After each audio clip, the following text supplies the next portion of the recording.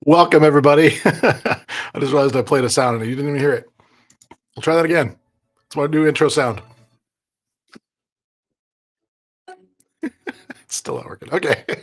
Perfect. All right. All right, let's get this started.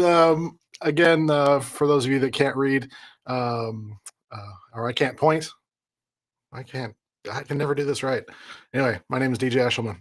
Good to be with you today. And so I think what I'm going to do is get some things up in the background here while I'm kind of chatting here.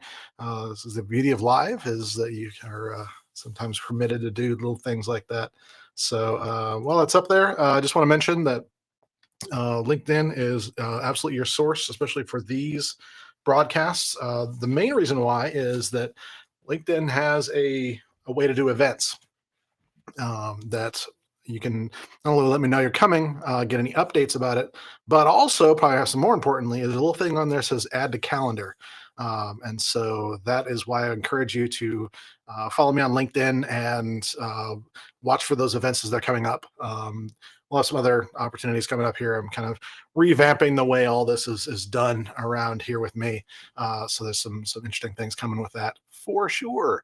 But for the time being, let's go ahead and dive into today's topic. But actually, first, let's get a review of last week. So I am, of course, recording all these mostly for being able to participate live. So if anybody has any questions or like that, they can do so. But also to get a recording of this, so I can edit it down later and get all these awkward little things out of there. so, so to review from last week, we were talking about why is the big thing about last week is we were talking about why it's important to think about goals and um, why it's important to think in terms of your life in terms of controlling it, and that is why we're going to talk about that stuff today.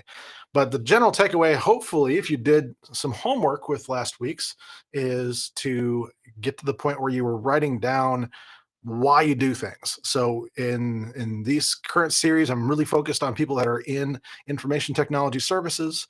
So this is actually a harder question for some of you to answer. So the key is to say, okay, why do I do work? And usually it's like, well, DJ, you're just being obvious and facetious. No, I'm not. I'm actually asking you to stop what you're doing and ask yourself why you're doing work. Because if you don't have a good handle on that, we'll talk about this in a little bit, but you will just be basically a victim to that work. And so that's something that I want to avoid for everyone I know, basically. And I don't include people I don't know personally, like those of you that might be watching. So I guess I just extend that universally in that regards. So I'm going to um, pull up something on the background here. Give me just a moment. I do apologize.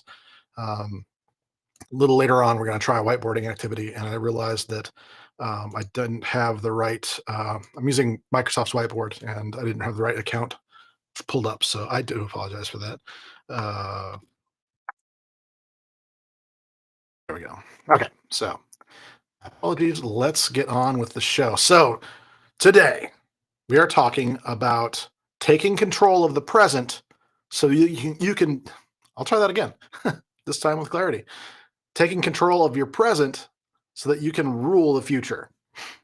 So I just instinctively pointed at my year plan there, so that's kind of brilliant. But in any case, I do want to say that if you have any questions along the way here, feel free to add them to the various comments in the various places we're streaming, and I will try and review those towards the end of the next episode, that sort of thing.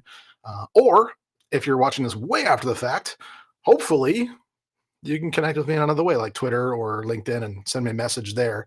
Again, I'll put this message up here, the LinkedIn follow thing. That's linked.in/in DJ Eshelman to follow me on LinkedIn. And so I highly recommend that. That's kind of my go-to embassy this year while we do some repair work on our main platform. So definitely do that. So if you have any questions, feel free to follow me there. I am trying to figure out a time to do a live Q&A that everyone or more people will be able to attend.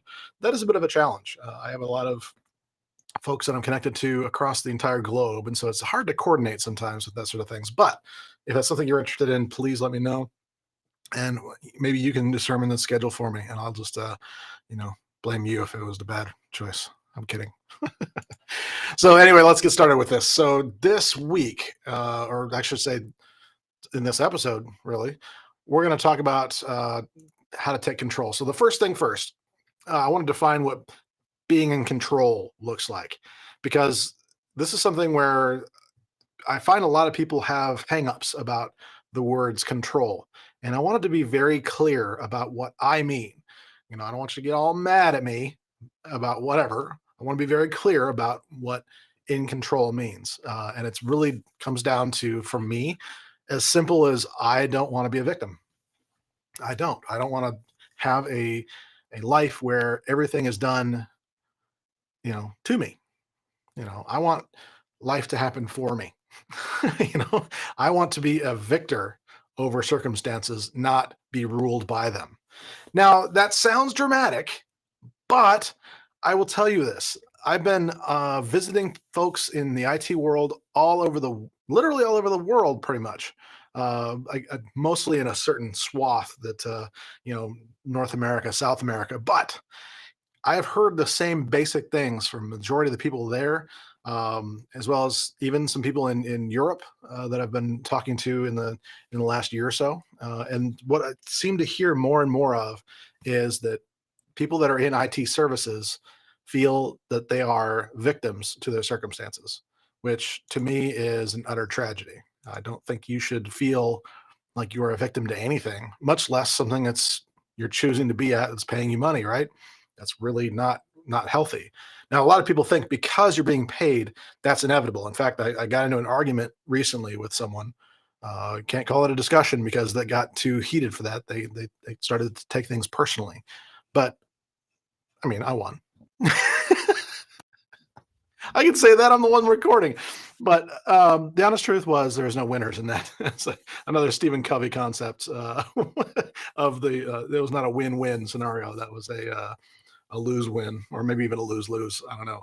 But the discussion went something like this: me saying, I think that even when you're at work, you should be able to be a victor in those circumstances. You don't have to be a victim to your work. You can actually own that reasons why to work and things like that. And this person was very much like, no, you just show up and you get paid. You're not paid to own it. You're paid to just get paid, or you're paid to work, I should say. So I want you to understand the distinction and understand that there's a lot of people out there that think this way, and I really don't want you to be one of them. I'll just be blunt.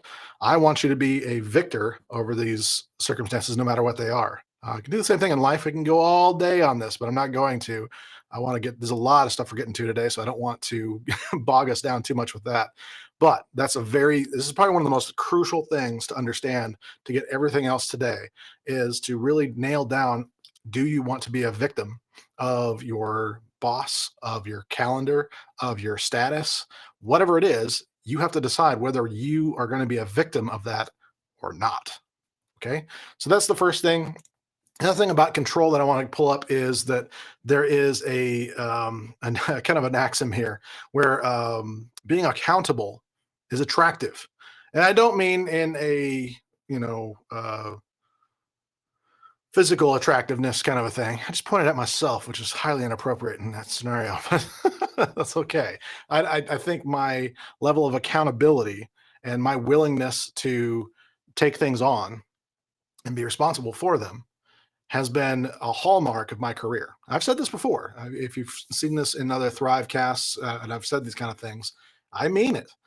There's a level of me learning where it's like I wasn't being paid to know all the stuff. I was getting paid to take responsibility to go find the answers. That level of accountability is attractive. If I was somebody who just said, no, I don't know that, I'm not getting paid to know that, it's not on my job description, go find someone else who can. That's not very attractive to somebody who's leading a team, or especially anybody who's hiring in that team. These are not attractive qualities, and they're certainly not going to tell you or tell others about you that sort of way. They're going to speak well of you You're going to actually have a reputation, whether you know it or not, of someone who should not be depended on if that is your mindset. But if you are accountable to things that even don't necessarily have any consequence to you one way or the other, if you can be accountable for things like that, that is very attractive to those making the decisions in those circumstances. So, in other words, if you want a surefire way to get ahead in pretty much any job in the world, show accountability, and that is attractive.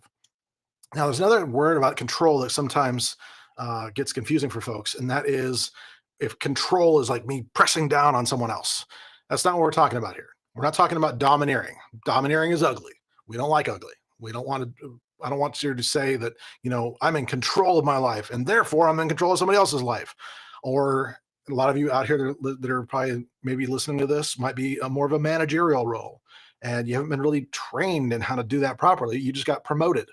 And let's be honest here. A lot of your team probably hates you and you don't know why. And the reason is because you've never learned the difference between leadership and managing and just straight up domineering. Where you're just bringing people the wrong way, your way of the highway. That's domineering. Okay. And that's ugly. What I want you to show to people and to yourself, to whoever you're, with in life, whoever it is, self-control. Self-control. That is dominating your own thoughts in that regards. The only person you're oppressing is yourself, and you're not doing it in a way that depresses you. You are doing it in a way that moves you forward, that pushes your boundaries a bit. We're going to talk about discomfort at a later time, but I talked about it a little bit last week, actually, in our first session, about a certain level of discomfort being necessary to move forward, and as a good why to set for goals. We'll get into that later on. But anyway, the point here is that being in control of your life and being in control of your present, you have to be someone who is willing to take that responsibility and self-control. Now, here's the rub. A lot of you might be saying to yourself, well, DJ, that sounds great, but I've always got people coming by my desk, giving me stuff to do, or sending me an email or a trouble ticket. Where's my control in that? How am I showing self-control in those kind of things? And believe me when I tell you, you're doing so in ways you probably don't even realize. Let me break that down a little bit. And we're going to dive. Actually, this is probably going to be the theme for our entire big chunk of our episode here. So bear with me. A big piece of self-control is knowing that you choose to be there. You choose to act.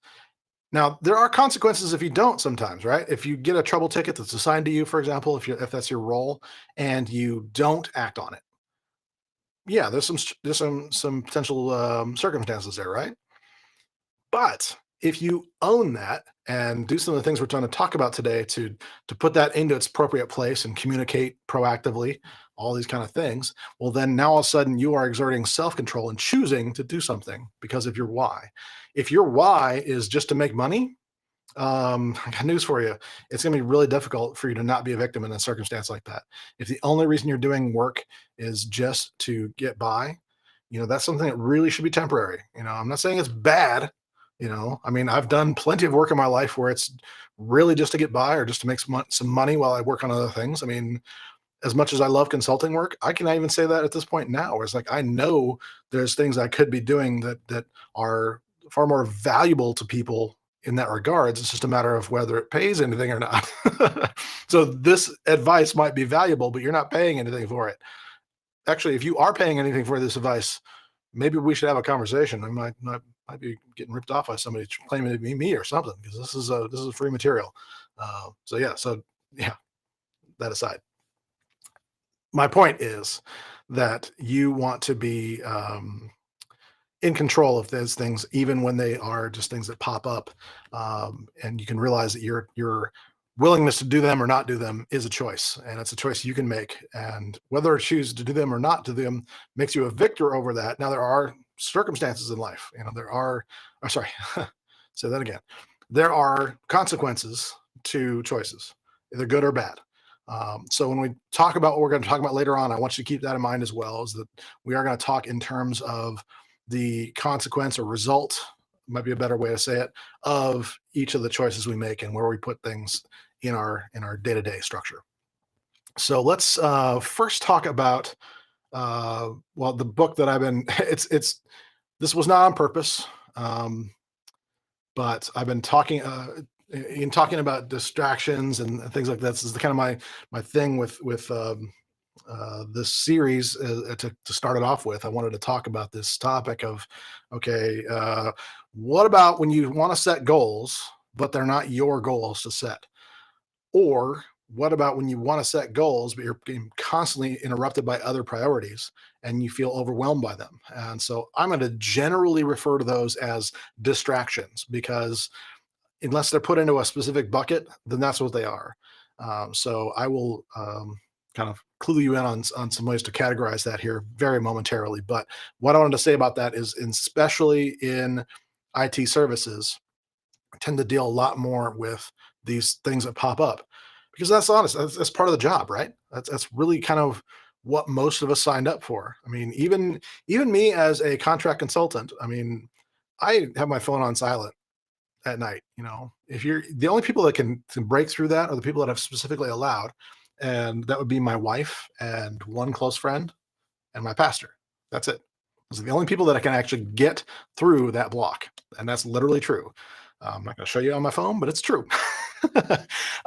So the thing is, like, getting to that point is one of the things that I wanted to share with you later on. We're going to talk a little bit about that, and then we'll kind of go into detail later. I want it to sink in and then get there later on. But the bottom line is that we do have a lot of things that become very distracting um, in IT work, right? So there's a way to go about this, and so that's what we're going to talk about.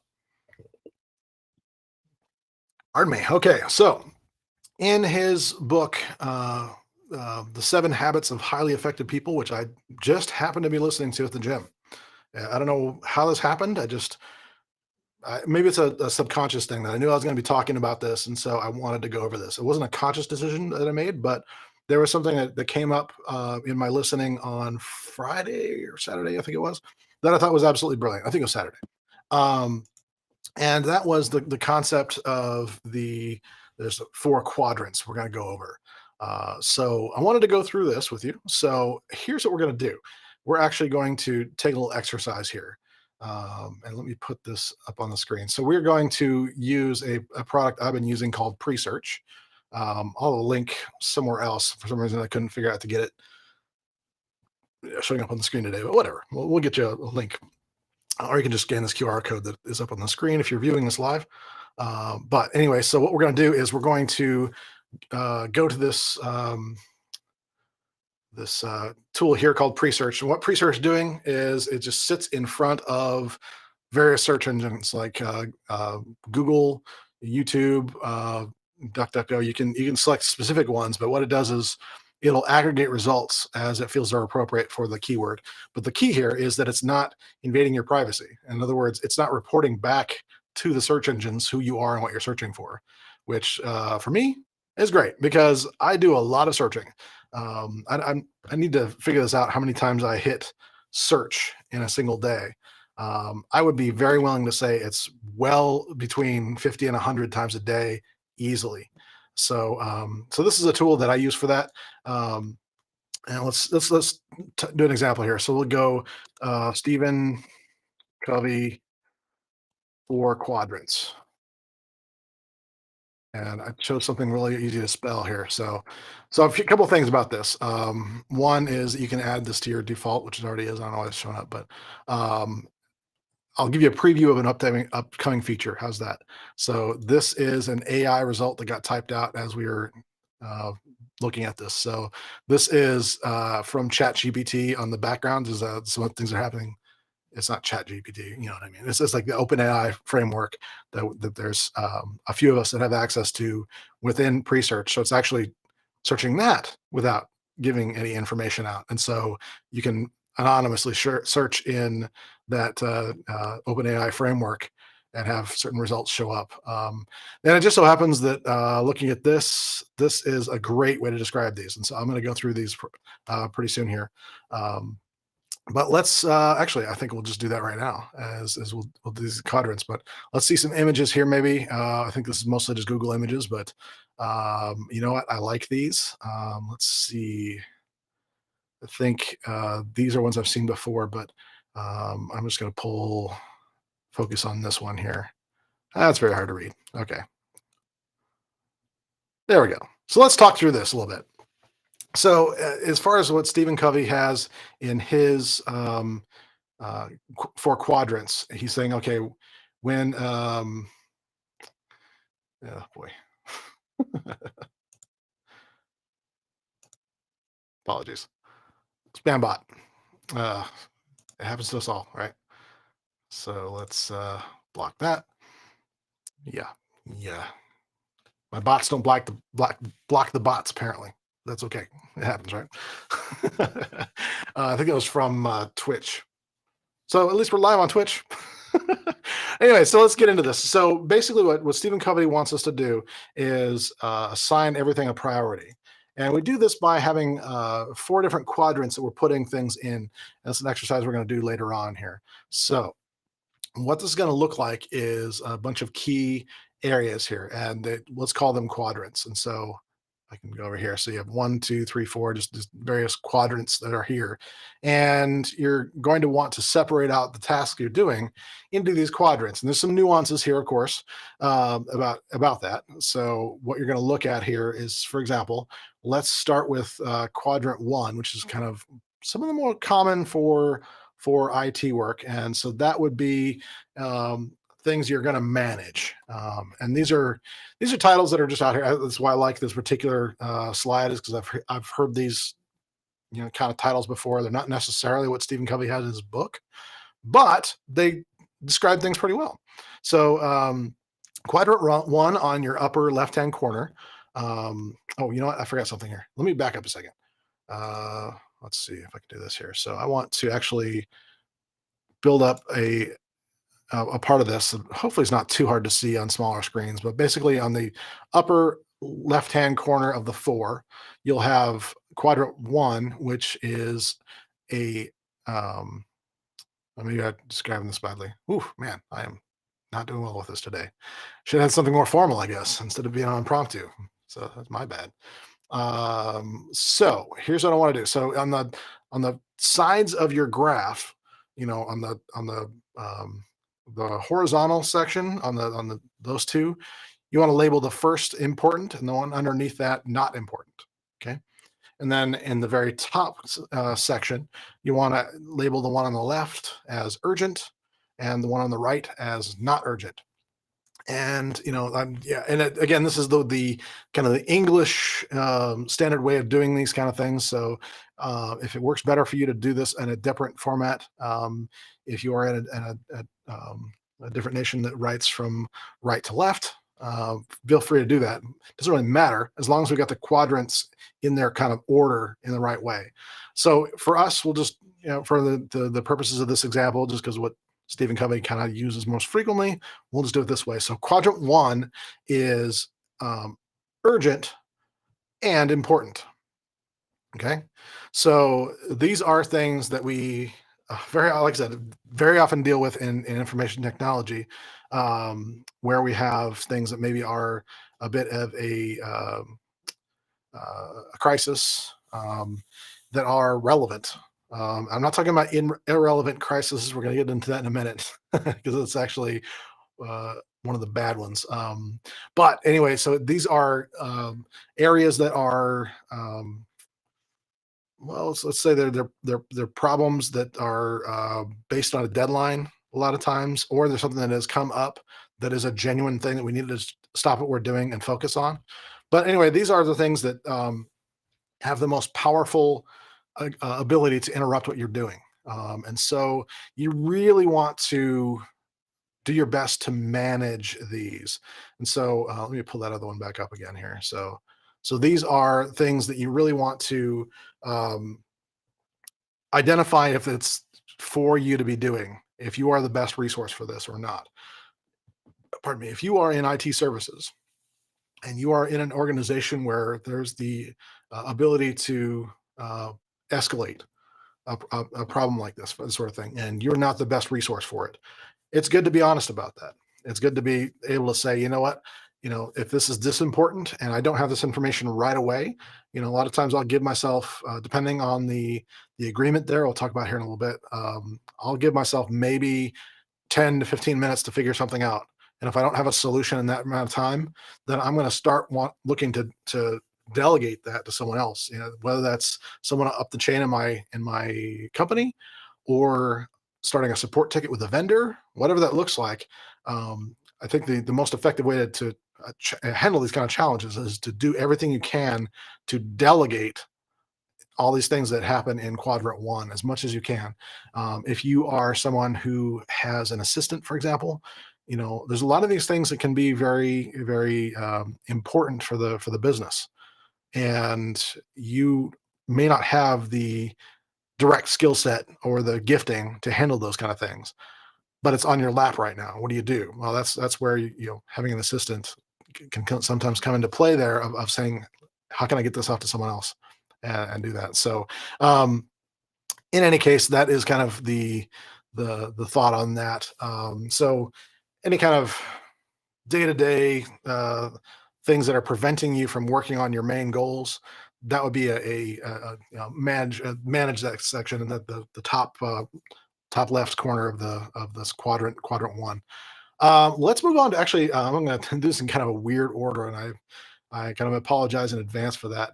We're going to head down over to a quadrant it's really, probably one of the most devastating in information technology, and that is quadrant three. So quadrant three is things that are important but not urgent. Or sorry, I said that wrong. Urgent but not important. Oh my gosh. Okay, so quadrant three, urgent, not important. So these are things that are those drive-by tasks that you just kind of end up with, that just don't have any consideration of you being the right person to do them. These kind of things that don't really have any direct benefit. Maybe it's just for one person that's complaining louder than others. That whole concept of the squeaky wheel gets the grease, but it's not an appropriate thing to do. If you've ever read the Phoenix Project, this is you'll have seen this in action a lot, to where somebody complains loudly and the person drops what they're doing to go fix that. And I see that all the time still, to this day. And yeah, it's hard to deal with, but this is a strategy, just kind of one of those soft skills that nobody's teaching you how to do. That's why I'm doing this. But really, it is some things where it's just like you can be convinced of a priority that's not there within this quadrant. When you get done with something and find, what, that wasn't, all I did was take away time from other important things. It wasn't really something that I should have been doing. It was just loud. Um, and especially when things are not your worry. This is actually another thing that I do find a lot.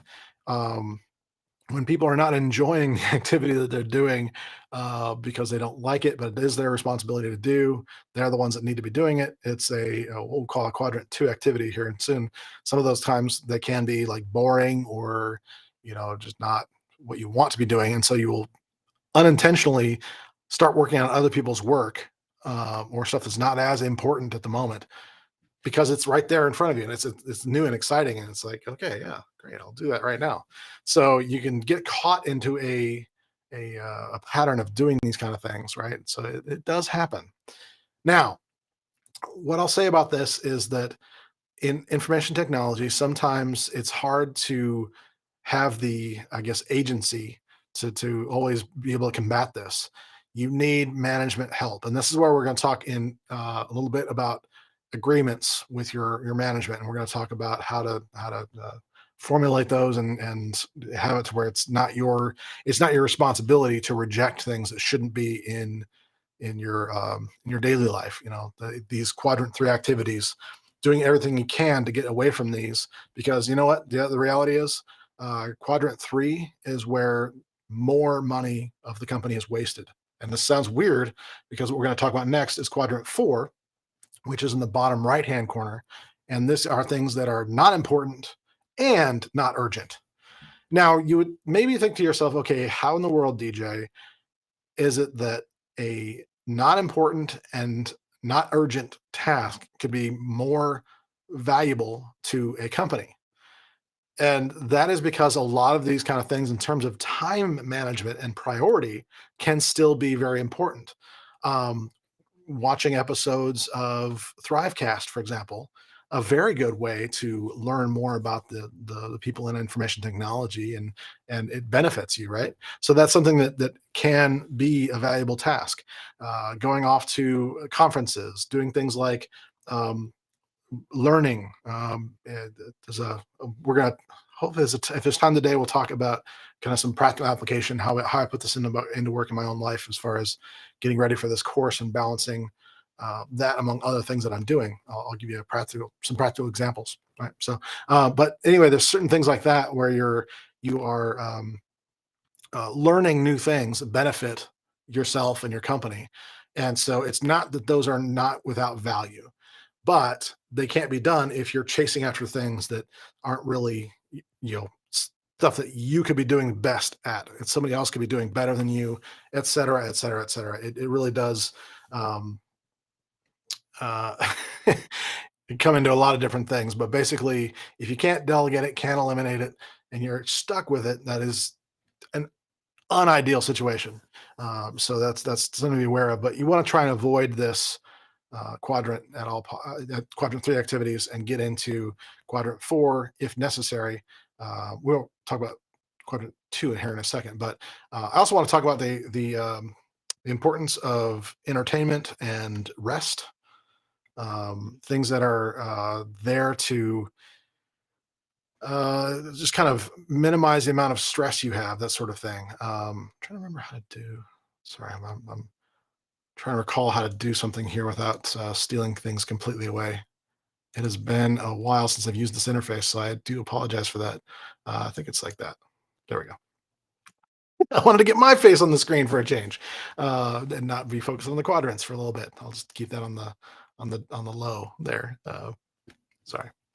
So anyway, as far as quadrant four activities, uh, there is a need that we have to relax. I'm going to give you an example of this.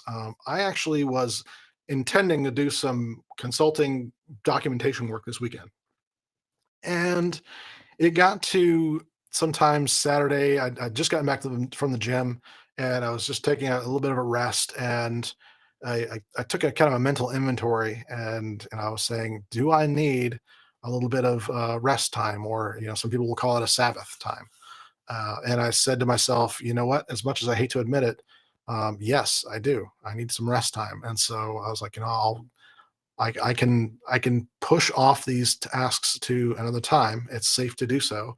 Let's do so. And so on a day where I didn't have anything that was urgent for me to do, I had some things that were important to do, but they weren't really pressing. And so there were some things that I could essentially just say, you know what, they're not going to be swept off the table completely, but they are something that I need some rest to better myself for that. And so I literally took the day on Saturday and just watched History Channel shows.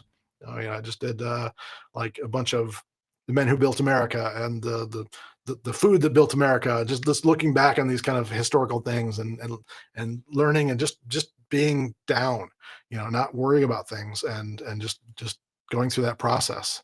So that made me rested and ready for the rest of this week. So here I am, uh, doing one of my quadrant two activities with you. So let's talk about that. Quadrant two. This is what we often call the focus quadrant. And this is where you really want to have as much activity as possible, because this, though it may seem contrary to popular belief, I think everybody often, when they look at this, thinks that, um, the quadrant one is where everything should be, but that's not true. It's for a number of reasons. But number two, quadrant two, the top left, or sorry, top right hand corner. Why can't I get these things right today? It's one of those weird days. I'm too much caffeine, maybe. I don't know. But anyway, so the top right hand corner is the quadrant two activities. So these will be things you need to consider as not urgent, but they are important. And so these are where projects come in. These are where um, really high level things that are going on tend to be worked on. So we'll get into this when it comes to our goal setting and smarter goals later this week. But this is where those kind of things live. This is where you are mentally switched on. We're going to do some things like being able to put on like Brain FM, things like that, to be able to focus. The things like that are really crucial for this, right? So being able to have that level of focus is important for these kind of things. It's also important for relationships. If you can spend more time in quadrant two with your relationships, where you are focused in on that person, like my wife and I, for example, we will make some time set aside that we are doing nothing but being with each other, and that there's no other things we're doing necessarily, at least not that are stealing our focus away from each other. It's activities to do. It doesn't necessarily mean we're not focused on each other as building that relationship. So important kind of things, right? Um, and then there's also a word I'm going to use here that we're going to talk about next, or actually not quite next, but after next. And that is the concept of being proactive. So the thing I like about quadrant two is that it's not reactive stuff. It's very much proactive. So whereas quadrant one is incredibly reactive, quadrant two is very much proactive. And so it's a very empowering difference. And actually, going back to what we started this conversation about being in control, is that frankly, what I see more often than not in information technology, especially, is those that are constantly in that kind of reactive mode are are very much feeling like a victim, and those that are very much in the proactive mode very much feeling control of their lives and their professional lives especially. And so I really do want you to be more proactive. That's what we're going to talk about in not this next section, but the one right after it. So hopefully that's good for y'all, and you understand the quadrants, the way they work. The best way to go about this is to practice. So we'll get into that here in a few moments, but also in terms of reading the book, Seven Habits of Highly Effective People by Stephen Covey. It's good to like go through. Actually, I think I have it both in Kindle format and audiobook format, and I'm starting to realize that neither of them are quite right for me. I need to actually have a physical book I'm holding in my hand. So that's on my list to go grab one of those at some point. But it's been around for a long time. It's been a couple of revisions, and obviously it's kind of the one of the gold standards in not only productivity but just in generally being a well-rounded person, not just professionally. So anyway, there's that. So highly recommend that. But let's talk a little bit about the next phase of this, of understanding all these kind of things to take control of our present, to dominate or rule our future. And that is what gets scheduled. I'm sorry. Oh my gosh. See me jumping ahead? Did you see that? Man. Agreements versus expectations. Those of you that have ever been in coaching with me have heard this. I've also talked about it on a couple of live broadcasts over time. And this is a concept that is actually fairly simple, but oftentimes harder to execute, um, especially in information technology. This happens daily, where you will have people that have a set of expectations over here, right? So you'll have people that are saying, "Okay, I we want this," and you're saying, "I want this," or whatever, and ne'er the two shall meet, right? It's not always working like you think it is, or a lot of times they will say things over here, and you will hear something different over here. That does happen. So if there's a miss there, and the expectations here and what you're actually executing on over here end up being different, then there's conflict, right? And then there's strife and firings and the like. So let's try and avoid all that. All right. So what we're going to do is we're going to focus on causing an agreement to happen between all of those. Okay. So we're going to actually look to make sure that we're all on the same page, so to speak. On the same page, please hear that that's a thing we use all the time, and we need to make literal. Okay. I'm saying that we need to get into better habit about actually writing down, sometimes on a piece of paper, what that agreement actually is between what we're doing, even in simple little things. It can be, I work in a lot of Citrix technologies, right? So for me, there's a lot of ways to do things and a lot of things that can be configured. And I've seen way too many people come in and just, basically deploy the white paper. And so whatever they saw online or whatever, they just deploy that and think that's going to be good enough for their users. And when there's not, then there's just tension there. In the book I'm writing, I'm actually taking a suggestion from an event that happened in real life to someone, and I'm not going to say who. If they're watching, that they know exactly what I'm talking about. But there's going to be a character in the book called Peter. Peter is going to be a paper tiger who basically, goes out and get a certification, but doesn't really know what he's doing as far as designing things for actual use cases and that sort of thing, which is very important because if you have the knowledge, that's one thing. Having the application of that knowledge is the other thing, right? So it's not just about knowing how the technology works. It's about intimately knowing what the users need so they can actually get that technology deployed correctly to meet those needs. So that's where writing things down really comes important, because now it's not just an expectation on either side, it's an agreement between both sides where everybody's talking about the same thing. So that's why the expression "get on the same page" literally means, hey, you know what, we're both looking at the exact same thing here, and we're calling out if there's anything wrong so we can correct what's on the page. Okay, this is much more important even in small little things. And so when it comes to those things that pop up every day, these are where service level agreements come into play. For example, you might have something that's like, okay, let's say it's something where somebody's saying, I can't print every day. So, but it's one of those things that's like, okay, is this one person that can't print, or is this many people that can't print? That kind of determines an impact of area, right? What needs to be printed? That creates a level of impact.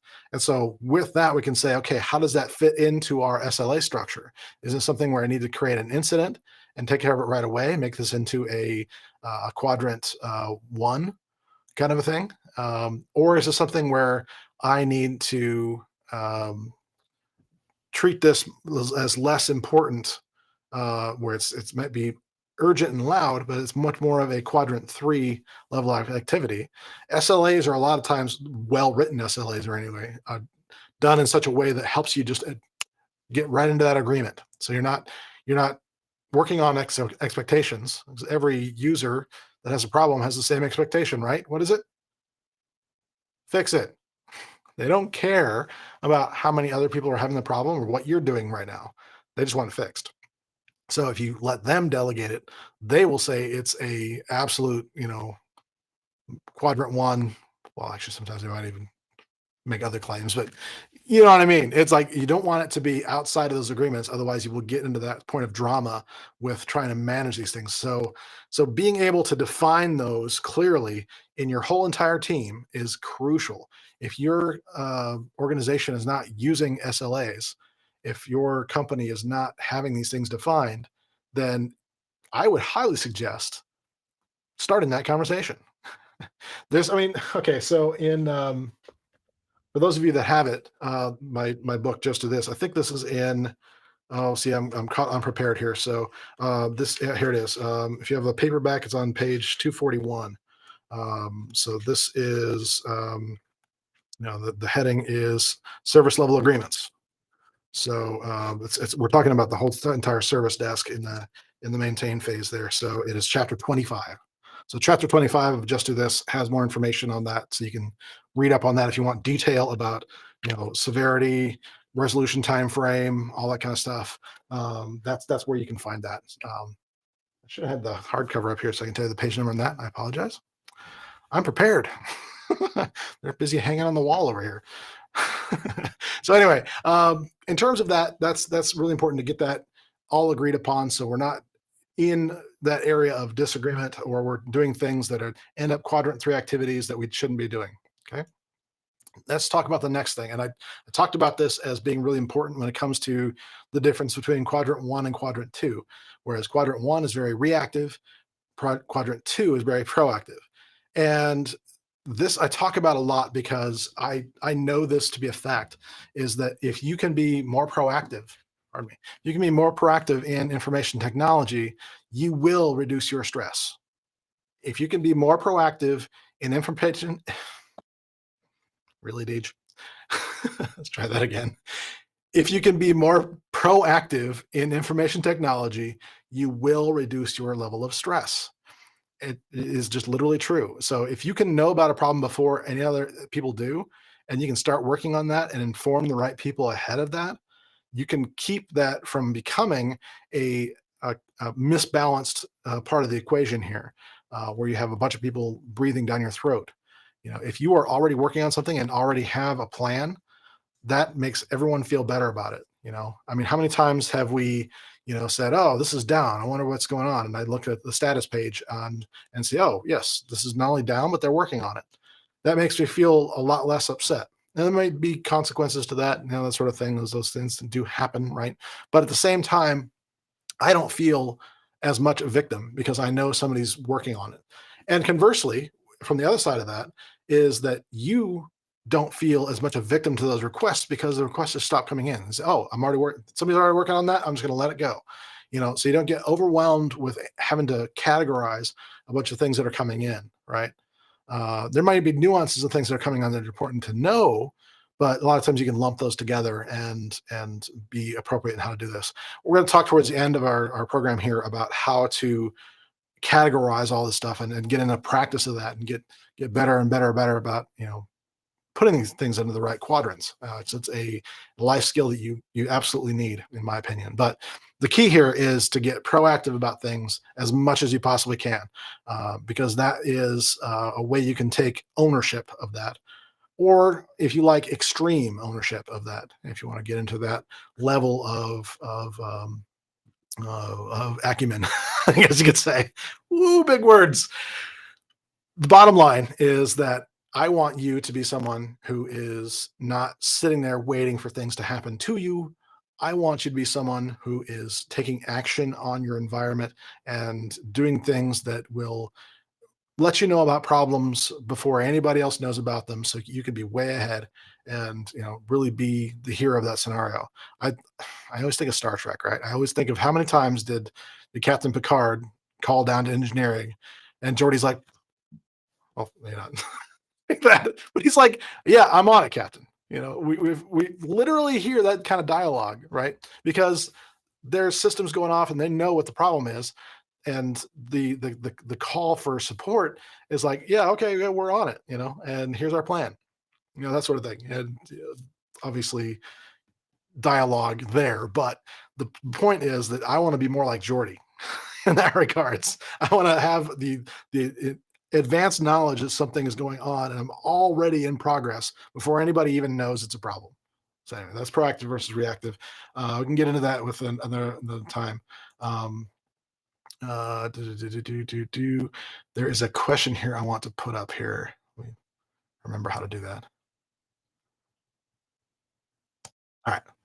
Question is, in regards to disagreements, so we're going back to the agreements versus expectations. What do you do if you sense that an employee seems like they'll quit on the spot? And this is a hard one to really nail down because it's so circumstantial. But honestly, there's a level of, is it your responsibility to assure that they will stay with the job? A lot of times, there's that expression, the straw that broke the camel's back. Where they're already way overloaded, but it's just to the point where they can get by. So the first response is knowing if that's in your realm of agreement. So in other words, is that something where you are responsible for that? So let's get a example here. So yeah, okay, this is perfect. So um, this I've seen some examples of this recently, and Colin, I will assure you that there are more folks that are on the spectrum working in IT than almost any other industry, and this has been a constant thing where it's just like sometimes nuances are hard to get. So the way to do this is oftentimes to rely on the agreements that your company has as far as handling crises, employees, or sorry, not employees, but trouble tickets and things like that. Because what will happen here is you will be able to just put things into the standards that make sense to you. In other words, it's almost like a fill in the blank kind of thing where you have, okay, this person has this problem, it has this impact, and you're able to nail these things out so that the emotion of it becomes disconnected for you and everyone else. And so you're all speaking the same language there. And trust me, there's nothing easy about this for any of us. I mean, I guess some people have a natural knack for it. Mine was developed over some pain of I just did it right. I tend to laugh off things, right? I tend to not take things as seriously as maybe they should be. And so early on in my career, when I got into bigger enterprise work, I just had a hard time taking things seriously. And for whatever reason, it took a lot of focus on my part to be able to put things into the right perspective of, okay, if I can categorize this properly. And I know that for some of you, that's sounding very, you know, uber geeky or whatever, like overly systematized, but it's true. And so what I was able to do from that is move that even further forward to be able to say, okay, now that I understand how things fit like that, I can start asking the right questions to make sure that my response is measured in the right way. And that's unfortunately something that's very hard to teach, unfortunately. Um, but there's always scenarios. I think of a situation that happened to my wife. She was working at a retail store that sells leather crafting goods. I won't say the place, although there's not a lot of them. But anyway, the situation did happen where a customer was already angry when they walked in the door. Okay, and what happened in the process of that customer being angry is that they looked for ways to stay angry. And so with every passing moment that someone didn't say hi to them or didn't pay attention to them, they got more and more angry. And eventually, my wife, who was on break at the time, came around and uh, saw this the person was struggling, and said, "Hey, what do you need or whatever?" And this person flew off the handle. So much so that he actually stormed out and made a complaint about my wife to the corporate office, which seems ridiculous. Now, in some circumstances, it might say, "Oh my gosh, what did you say to that person?" That might be the response from the corporate side of things. But the reality is, that person was having a bad day before they came in. And so when it comes to the core question here, as far as like, you know, they'll quit on the spot and sort of thing. I can tell another story about this actually, but the bottom line here is that it is not your responsibility to keep people hired or not hired. That's just not what we're here for. And if you're working for a company that doesn't understand that, then maybe it's time for you to quit on the spot. I'm not saying quit on the spot. I'm just saying that there's a balance that has to be reached here and an agreement about what your role is and who takes responsibility for that. And honestly, this is what managers are for, right?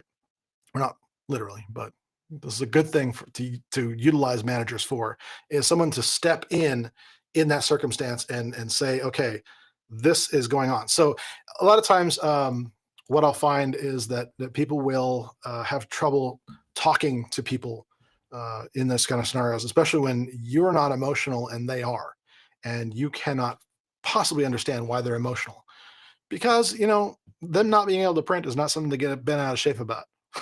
I'm just giving an example.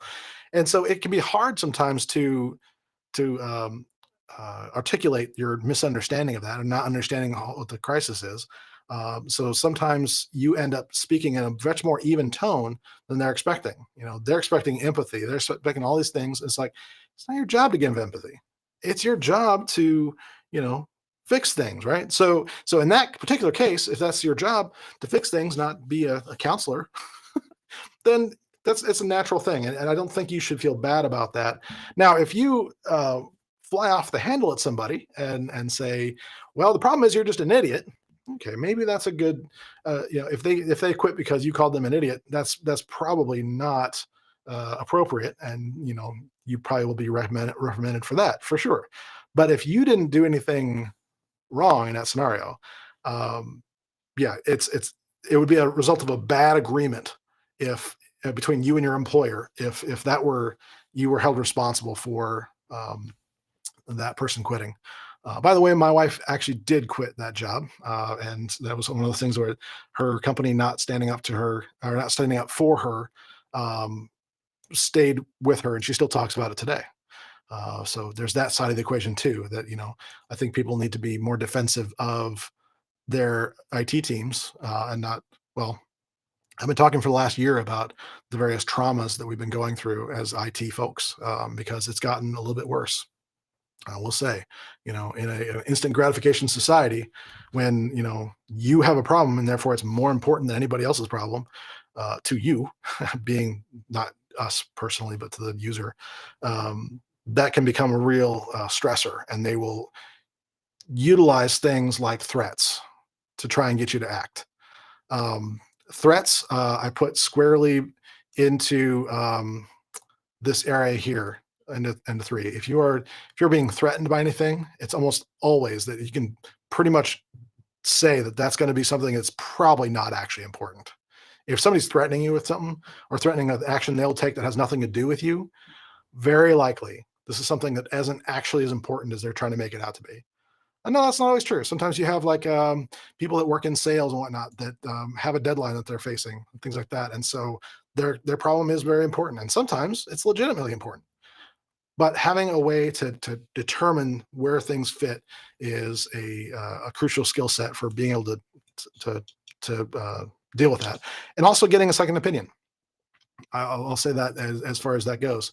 Um, and oh yeah, so okay, great. So maybe you can convince my wife sometime to actually get more into teaching others how to do leather crafting because she's brilliant at it and she loves teaching, but she is always shy about doing things like online or whatever just to simply teach people what she's doing and stuff like that. So I've been trying to uh, do that sort of thing. But yeah, crafting is something that actually to bring us back up. Um, Quadrant 4 here. A lot of times you things like doing crafting work or cooking, all these kind of things that give you joy, they are it may not seem urgent or important, but honestly, they are really crucial for your survival. So they're wasteful in a good way in terms of that goes. That these are things that actually help you be a more complete and productive person. So absolutely make time for that in your life. Don't avoid that just for the sake of doing other things. Make sure that's still important because it is. It is important to keep the level of enjoyment in life. Otherwise, you'll just always be a victim. We don't want victims. So, all right. So I'm going to move on just because I don't want to go too far over. We're going to go. I think I originally said in 45 or an hour and a half for this. So let's hope we're about right on that. So I said proactive versus reactive. Here's the one thing I want to drop off here, and then we'll get into an example. And that concept is what gets scheduled gets done. So what that means is that when you have things written down, you've now made an agreement where none had existed before. Now, specifically in IT services, this can be a real challenge because what happens a lot of times is the opposite of what we want, right? So um, I'm going to approach this with some care here because I think there's a lot of things that fall into this. But um, a couple of years ago, I read a book. It was called The 4 Hour Workweek, which I thought was fascinating as a title, and especially because that's not what he's actually talking about in the book. He's not actually talking about only working 4 hours a week, but whatever. It is one of those things where there are some things in there that I actually took from that I actually implemented in my life. At the time I was reading that, I was a director of technology for a company here in Nashville, and it became really crucial for me to be very protective of my time. So what I started doing was scheduling a time of day that I would be checking email, right? And I told everyone in my company that that is the only times I'm checking email during the day, right? I'm not checking this all day long. You know, if you need something that's urgent for me, do not email me, because that is just a, can be very much a, well, I consider email to be very much a quadrant three activity. It very much is. It can get you sucked in, and especially if you're like me and very obsessed with inbox zero. Yeah, it can get something where you just always want to attack it points every day. Just like, no, I see an email, I got to get rid of it. It's like I have an unread message, I got to get rid of that. I'm just like that personally. But what I'll say is that by setting an expectation of everybody, and then having an agreement that say, okay, I'm only going to check email these certain times in the day. The question to ask yourself when it comes to things like that, whether it's checking email or saying, you know what, I'm going to, work on documentation for this time every day. Do not interrupt me during that time. I won't be doing anything else with you. Those kind of things. They take a bit of courage. And there's a concept, and that concept is, okay, well, what's the worst that could happen? What's the worst that could happen if you said, I'm going to take 30 minutes of every day and schedule that and not attend anything else, if I have the agreement, obviously, with my coworkers and or boss or whatever works in that scenario, to say, no, this is not negotiable time. This is time that I use for this purpose. Some of the best teams in the world I've ever seen have staggered just things just like that, where they have times of the day where individuals are not available for any kind of responses, because they are focused on specific things. I've seen many projects move forward much more rapidly when the teams do things like that, where they say, you know what, for person one, project implementation time is between 9 a.m. and 11 a.m. And then the rest of the day is for support, or other things, that whatever they need to do, right? But those times they're not doing anything except for implementing. And then person two will say, like, between 1 and 4 is their implementation time, and they're not doing anything else. The other person's covering, so they're covering for each other, right? But they're working the implementation and the things that they need to be doing. So those morning scrums don't become a waste of time, because a lot of times they do, right? What they're supposed to be is, hey, what are you working on? What are your blockers? That's it, right? That's the only things that you should be in most morning scrums. But they don't work like that, do they? They're usually, either full on bitch sessions about how awful everything is, or a lot of times they are like, here's all the things we're overwhelmed with, and here's all the things we'll reprioritize our priorities again today. So that, if somebody's not good at these quadrants, by the way, they make a horrible scrum master every single time. And I see that a lot. There's no real good training on this that I see a lot of.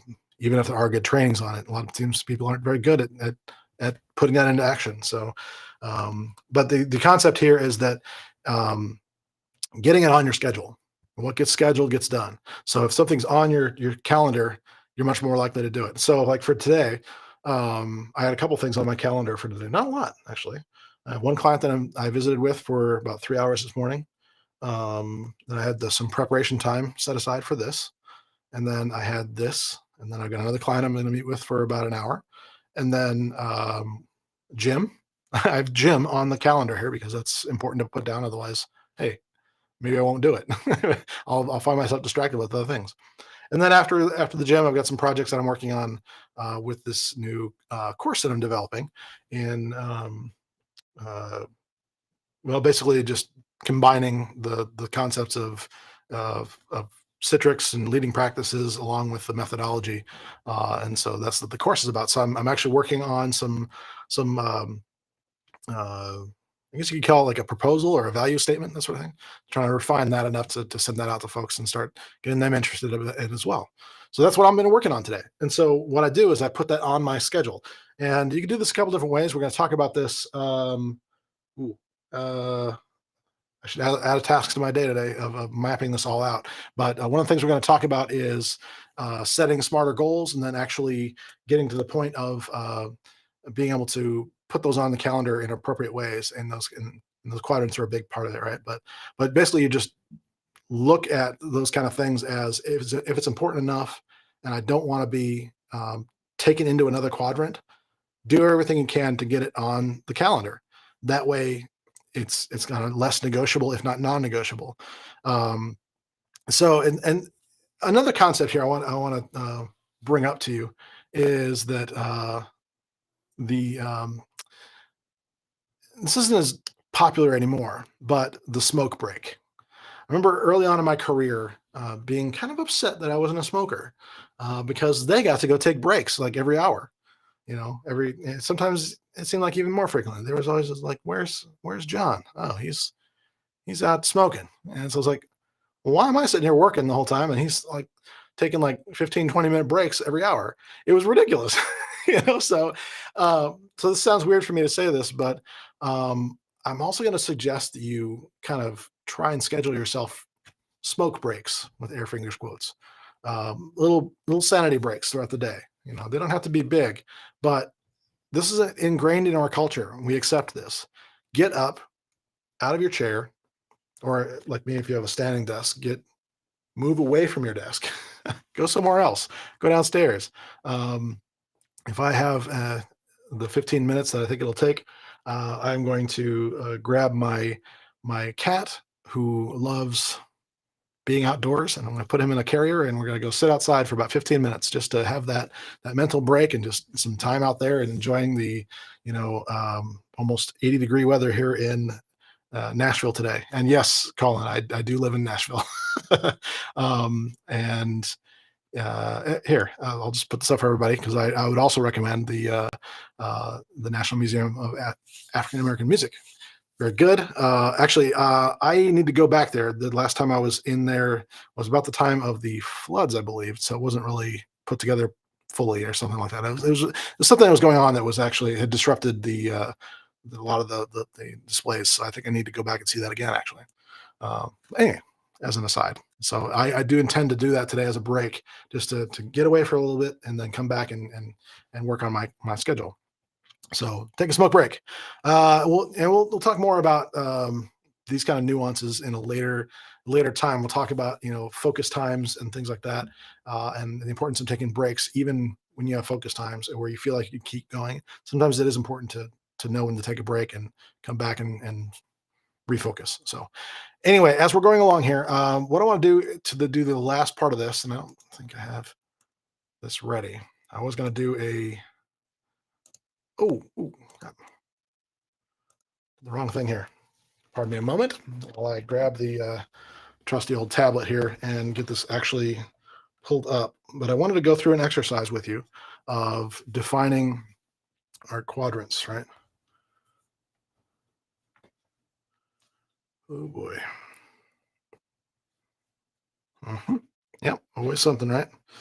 Um, the exercise I want you to go through while I'm putting this up is to get to a point where you are able to define your quadrant areas on a daily basis. So it's like think of this as almost like a journal, but not quite a journal, right? So here's what we're going to do. I'm going to share this, and I'm going to take that away, so I don't need it. Take that away, we don't need it. Okay. All right. So what we're going to do here is we're going to separate this into multiple quadrants, and I highly recommend you take a piece of paper or multiple pieces of paper and do this every day until you're good at this and you can recognize activities that are in your right quadrants right here. So let's just simply draw a quadrant here, right? Okay. And so you have up here, you have urgent. And over here, you have non-urgent. And then over here, you have not important on the bottom left-hand side. And then you have important. And yeah, handwriting with a tablet. It's always a good decision, right? So you have quadrant 1, quadrant 2, quadrant 3, quadrant 4. Okay. So, oh, hey, I want us to quick shout out to somebody I was just talking about, I think yesterday. Steven, how's it going, man? I am well. Thanks for asking. I hope you're well as well. We're actually, yeah. So that's cool. So anyway, as far as the quadrants go, what I want you to do is take some time out of every day to say, okay, today, how much time did I spend in activities that were in all these quadrants? So the way you do this is you start making a list of the activities you did each day. So let's say you had well, I'll walk you through some of mine, and we'll put these into the right places. So I began today with a 4-hour consulting meeting. Whereas where would I put that on my list? So it was scheduled, right? It was something that was actually supposed to be happening. Um, the other part about this is that it was important because it was um, something where it's not only my livelihood, but it's an agreement that I had to do this, but also because from that why perspective we talked about last time is very much I am wanting this project to succeed, not just because they'll pay me to do it, but because I want this to be successful, kind of on their behalf. So where would we put this particular um, thing on the quadrant? Where would we put this activity? You can put it in the chat, or I'll give you like 30 seconds to get this while I take a drink of water.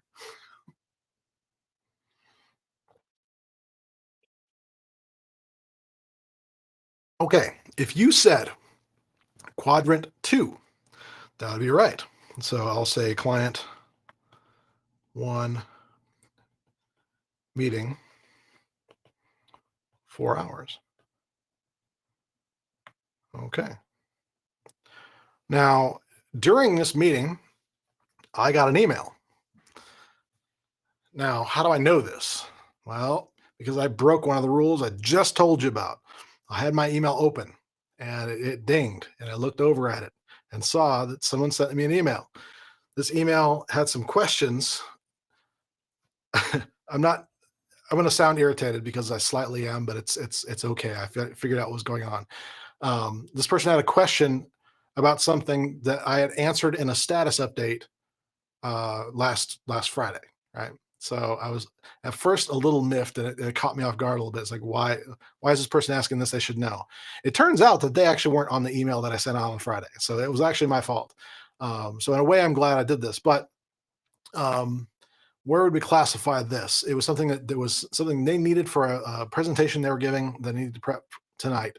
So it was something that wasn't really difficult, but it was something they needed it at that moment. But it was part of a status update that several other people saw, right? So where would we classify that?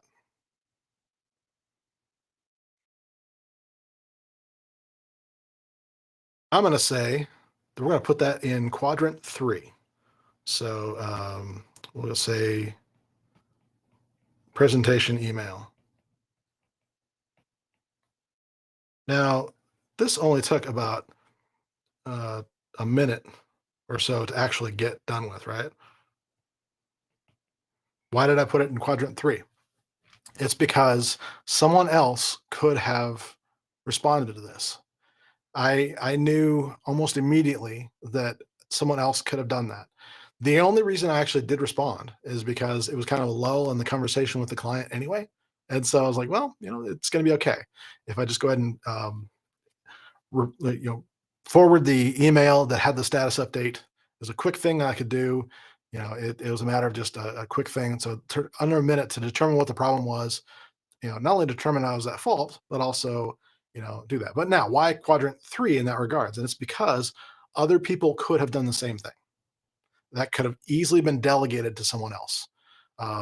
Now, if that was something that was actually important and had that urgency to it, I could put it in quadrant 1. But in this particular case, it wasn't really important. It was something that, like I said, somebody else could have done it. So to me, it wasn't important. So that's why I put that kind of activity in quadrant 3. Um, And then I will just say, I'm just going to call this the evil inbox zero. If you're not familiar with this term, it means that you are trying to get to the point where you've read through all your messages, you've processed everything, and you are at a zero.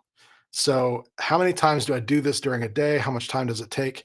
Um, this is where you need to be honest with yourself. This is where you need to be very, very honest and say, well, gosh, that actually did take me a good half hour to go through. So maybe I said 30 minutes. And again, if there's one thing I know about doing things like this is it's very hard for us to judge the amount of time we're taking on an activity, right? It's very difficult sometimes. So it's very much you have to be honest with yourself and take yourself accountable. And if you know you're going to have that kind of activity, put a timer on it and actually watch yourself. And that's what doesn't get measured can't be improved, right? So honestly, sometimes it does take that um, dropping the pride and actually saying, well, I'm not going to assume I spent this much time. I'm actually going to measure it. So it might not have been 30 minutes today, but I know in the past on a Monday that it's taken easily that much. There may also be things like um, uh, status updates or things like that that need to go out. So I will say in some cases, there will be email responses.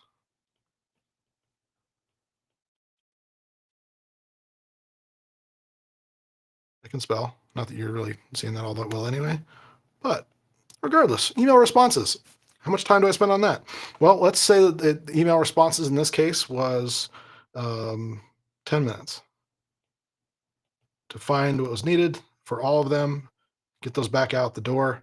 And trust me when I tell you that when it comes to sending out email responses, that is absolutely a criteria that I use to determine. I say, okay, is this something I need to answer right now or not? And lots of ways to do this. There's a flag for follow up and a functionality that like Outlook and others have. Sometimes I will just open it up in a new tab or a new window. There's various ways to handle this of saying, okay, I do need to do this, but I need to do this later. And so I can put that into either quadrant 3 or 2, depending on the importance of it, right? Um, so I can move those if I need to. Or in some cases, it might be something where it is somebody who needs help with something, and I've got another person that I can delegate that to. And so my only quadrant one activity is the process of delegating that to someone else, making sure it's going to get done, but not something that I need to worry about. And so that delegatable thing. So you're kind of getting rid of that demand and necessity problem, right? So you're actually getting that off your plate as rapidly as possible. So spending as little time there as possible. So, but it does take some time, right? It's not like we can say it's going to be a zero amount of time in a day that is urgent and important, right? So even though I like to avoid that quadrant, not impossible. So anyway, let's do some activities. So I've got another client meeting. It's going to be an hour long. And I'm going to put this in a different category, believe it or not. And that is because we are coming up to the end of the project here. And this is something that is kind of a courtesy at this point. I just want to make sure they understand something, but it's not necessarily important. Um, but it is all coming up to the end of the project. And so if it's going to be done, it does need to be done now. So interestingly enough, I'm going to put this in quadrant 3. So I'm going to say client 2 meeting.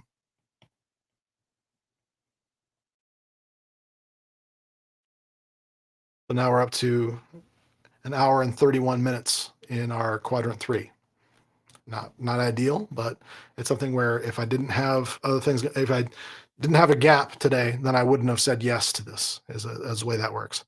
Because right now I am in absolutely a quadrant 2 activity, and that is the live broadcast. Why is it quadrant 2? That is because there was a specific timeline that this was to be done because it's live. If this was just a recording, I could have been done at any time, but it's still important. So it could be considered as urgent because it's has to be happening. It's happening live. However, I could cancel. It's not like it had to be done. It's not an urgent kind of thing. If I had something else coming up, believe me, I would have said, "Hey, we're rescheduling. Sorry." So in that regards, it was non-urgent. It doesn't require me to go beyond my capabilities to deliver what I need to deliver. At the same time, it is very important to me, and I want to be, like I said before, a person who's giving back, and so that's why I'm doing all this, right? So that's a big thing about this is it's very important. So I classified as that. Now the preparation for this, I did actually run into something that I will admit. I mentioned that this weekend I actually spent some time just sitting there watching the History Channel, right? So what I didn't do this weekend is prep an outline for this. So there came a point where something was very important and urgent, and so I will say live prep. This happened. That's why I was so flustered at first. It's because I actually was just getting done with a live prep right before this, and kind of multitasking. But still, we're still going to give the credit here. So this was I'm going to say about 20 minutes, just because I had things in mind already. It was just about getting them in an outline and then getting the graphics up on the screen like I was doing earlier. So so I would put that as a an urgent but important activity. It's kind of unfortunate that wasn't I didn't have that in a non-urgent thing, but if I was going to be ready in time, it had to be done, right? So that was that made it an urgent and important activity in quadrant one. So you'll notice here that I don't have anything in quadrant four, but I wanted to give another quadrant two activity. Um, and that is well, and this is something where I actually struggle with this. Like everybody else, there's no perfect answers here. So going to the gym, would I classify that as a quadrant two activity or quadrant four activity? And that's where I would put that, because going to the gym is, I don't see how that can ever be urgent unless you left your wallet there. It's not going to be an urgent activity, right? You don't need to be there. So it's really just whether it's important to you. Now, here's where things get a little weird, because what we're going to say is in my case, I have kind of an integrated life, and so I will oftentimes do the gym as a quadrant two activity. In other words, it's important to me, but it's not urgent. Now, I'll just put a question mark here, and I'll just say, or should it be here in the kind of the more um, required but not required time that's not really urgent or important to the business? Um, there's some arguments to be made here. In fact, one of the things I'm finding this year is that my physical fitness has become absolutely crucial to the success of my business. So it is very much something to focus in on. So what I want you to, but anyway, that's where you can kind of classify that on your own, and it could be either one, right? So it's really just where it fits. Now, what I will say about this is most likely I'm keeping this here in quadrant four, and there's a reason for that. That is because a lot of times to make the monies, I need to be focused on things that are in those other quadrants that are important. So, like, say for example, if somebody has pinged me while we've been in this broadcast and I've not been checking my email, that they really need to meet with me if it's important enough, or that I think, you know what, it's something I can make the time for and push the gym to another time, then I'll absolutely put that, into that spot that I have currently for the gym and just move the gym down in priority because it's a quadrant four activity. Um, I'll also put like watching Thrivecast here, or listening to the up and coming, thriving in IT podcast, coming soon to a player near you.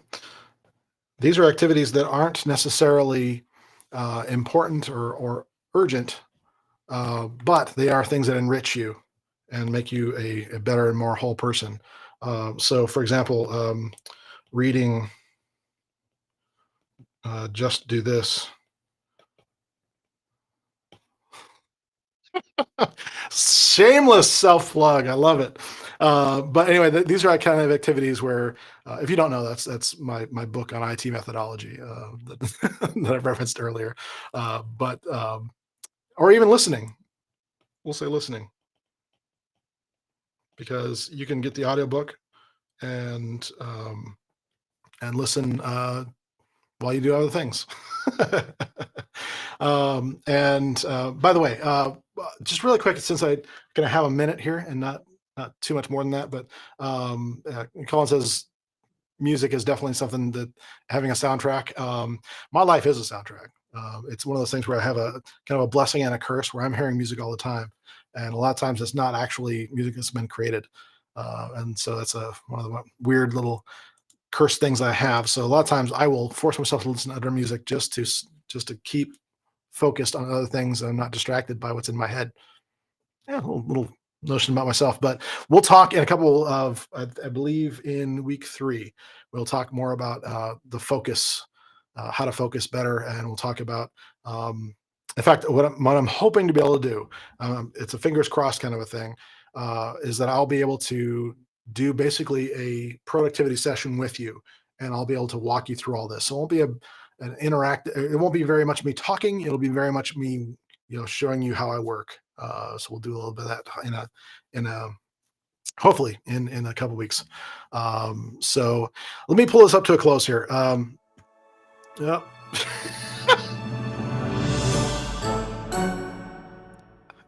I said it and instinctively pushed the wrong button for the actual closing. So I'm glad I didn't actually have any kind of automation that closed the actual broadcast itself. But I wanted to take a moment and do a little bit of reflection here as far as the what's going on with these quadrants and how to do this in your life and why it's important. So it really is important for you to be in control of this, because this really is how to keep from being a victim. It is absolutely breaking my heart right now how many people are telling me that they're feeling very much like they want to stop, they want to quit. I've been through this last year. Let me get off of this. Looking back to myself here. I very much wanted to quit. I did quit, essentially. Those of you that have been following me for a while, you know that last year I pretty much did the silent quit thing on a lot of what I was doing. All my posts became very much automated, so I wasn't disappeared completely, but as far as it goes, they were all automated. I wasn't doing anything. I wasn't interacting, wasn't helping. I wasn't doing much consulting work. I was very depressed. Just wasn't in a good spot. It wasn't until I really sat down and said, what do I really want? What is my why with this? What do I really care about? That I really got to the point where I could actually point to not just a success, but of saying, okay, I'm not just doing this because I was told to do it. I'm not just doing this just to make money. I'm doing this because, dang it, I care about this stuff.